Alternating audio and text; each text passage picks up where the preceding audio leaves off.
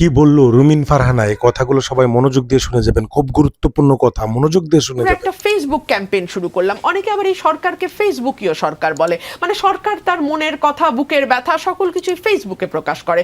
তো এই কারণে দেখা যায় যে সিদ্ধান্তগুলোও ফেসবুকেই আসে।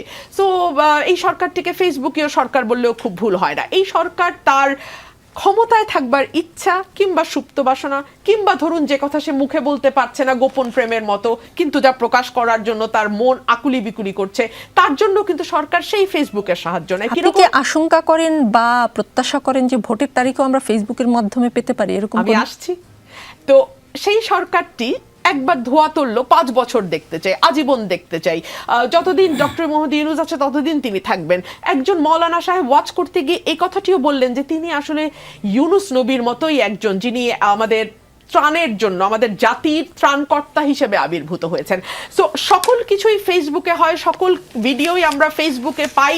এবং last but not the least, সরকারের সবচেয়ে ইনফ্লুয়েন্সিয়াল উপদেষ্টারা, যারা ছাত্র প্রতিনিধির থেকে উপদেষ্টা পদে গেছেন, তারাও কিন্তু বিশাল বিশাল স্ট্যাটাস প্রসব করে জাতিকে বিভিন্ন সময় বিভিন্ন বার্তা দেন। সো আমি একেবারেই অবাক হব না যদি কোনো একদিন রাত 3টার সময় আমরা শফিকুল আলম বা প্রেস সচিবের ফেসবুক স্ট্যাটাসে শুনতে পাই যে অমুক তারিখে নির্বাচন হবে। তবে নির্বাচনের তারিখ ঘোষণা হয়ে যাওয়া মানেই কিন্তু নির্বাচনটি যে হবে তার কোনো নিশ্চয়তা আমরা পাই না।